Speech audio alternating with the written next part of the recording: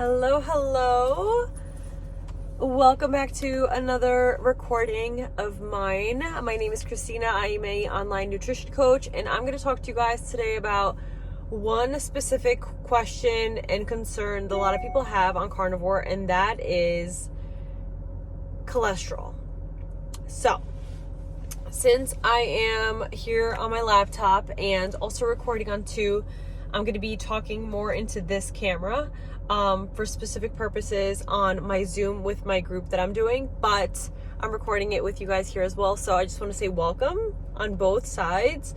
I like doing one video for two recordings because one, I don't have to repeat myself, and two, it's just easier that way. So the first question that I get is cholesterol. So let's talk cholesterol and heart health on carnivore. A lot of people get scared when they see that their LDL or so-called bad cholesterol goes up on a meat-based diet. So we're told that LDL alone is something to look out for, that's the bad cholesterol. You don't want it to go up, but we're not told that LDL alone doesn't tell you the full story of like what's happening behind the scenes. So what really matters is the type of LDL particles. So your triglycerides, like your triglyceride levels, and the HDL, the good cholesterol that actually increases on carnivore. So when you cut out sugar, seed oils, processed carbs, your inflammation goes down, your triglycerides go up. Your triglycerides drop, and your HDL usually climbs. So this paints a picture of far healthier than looking at the LDL in isolation by itself. So in fact, many people who eat carnivore see their coronary arteries, the calcium scores stay stable or even improve on carnivore. So before you panic about the number, that one number, ask what my full metabolic picture is, and that'll tell you the bigger story, because meat is not the villain. It's often the missing piece to better health, and that's where we get misled, with thinking that like eating too much meat or things like that, animal-based, is not good for us because they tell us that the LDL goes up, but you're not looking at the HDL, which is the good cholesterol, which stabilizes and also improves, and we're not looking at that. So if you look more into the actual reasoning behind it and like what everything really means together, it's not scary. So let me see.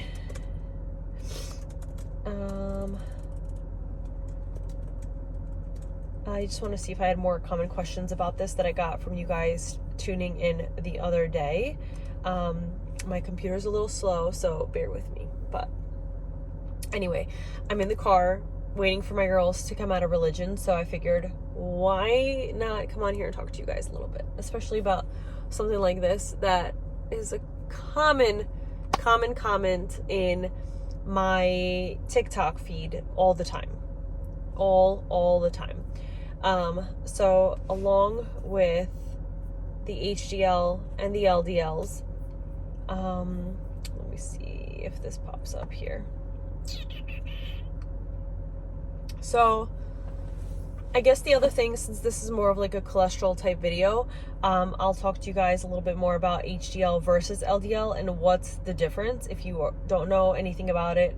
So HDL is high density lipoprotein. So that means also the good cholesterol.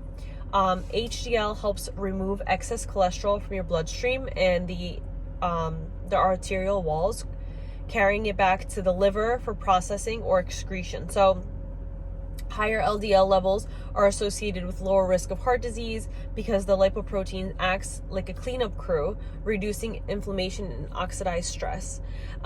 So the goal is higher HDL equals better. On carnivore diets, HDL often goes up, especially when processed carbs and seed oils are eliminated. And the function of this is antioxidant, anti-inflammatory, and protective. So that's what HDL means. Someone's calling me. Okay.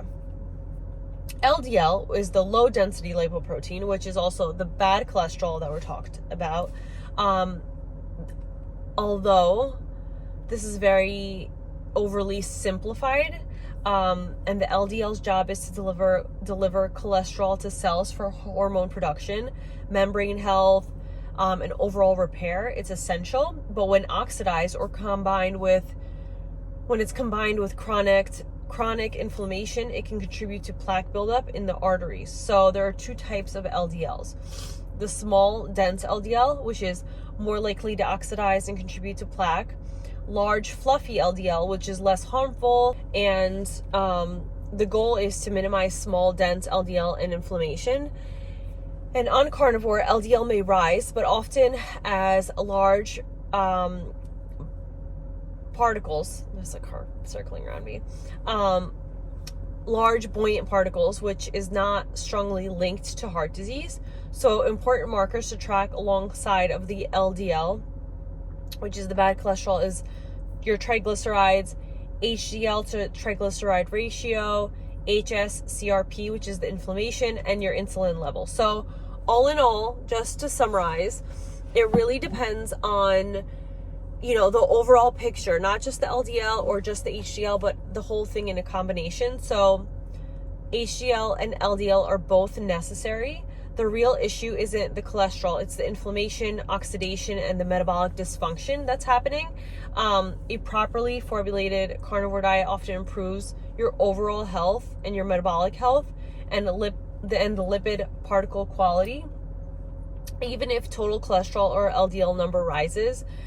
So just keep that in the back of your mind when you're considering being scared or fearful that your HDL is high or your LDL is high, whatever the things are. Just take everything into consideration because it makes a difference. And a lot of us are scared of the bad cholesterol that's going up because of XYZ, or you're eating so much meat and you're fat and you're eating all the fat and all these things, but